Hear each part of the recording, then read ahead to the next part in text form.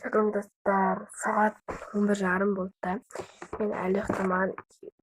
Ойлана келіп, гидрез мини жасаймын.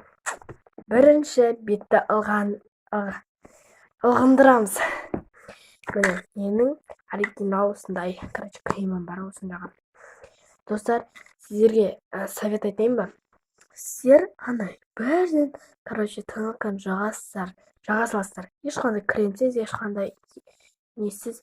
Біреулер, мен бетім аппақ болып кете береді, анамны. Неге? Өйткені сіз крем жақпағандықтан. Мен күнде тоналка бір жаққа боянып баратын болсам, тек қана крем жағам.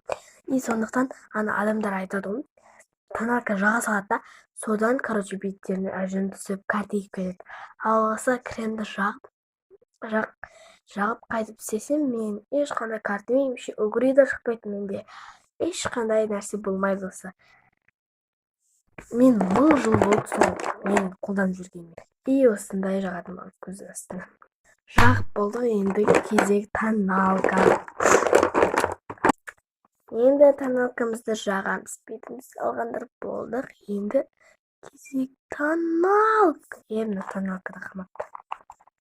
Екінші тоналкам бар. Міне екінші тоналкам. Осы екі тоналка бар. Жақында ғана сатып алдық, бірін екіншісін тышып жібергендей болды. Сосын тоналка жағып болған соң біреулер бірден пончик басып кетеді. Жоқ, пончик бастамайсыздар, достар. Бірінші дәл жағып тастайсыздар. Жағып тастамасаңыздар, ешқандай әдемілігі де болмайды, ешқандай ақ болмайды. Бір шетке жағып тастай салса болды ғой. Жағып тастайсыздар. Мен азбақ қалған сияқты. Нормально. Бұрында мен, Roblox ойнайтын. Телефон қатып, бітшіт болып ойнамайтын болдым. Тоналка жағып тастаймыз. Жартысын екінші частьта айтатын болдым. Почему? Өйткені үлгермеймін уже. Жартыста болады ғой екінші часть. Бұл бірінші часть.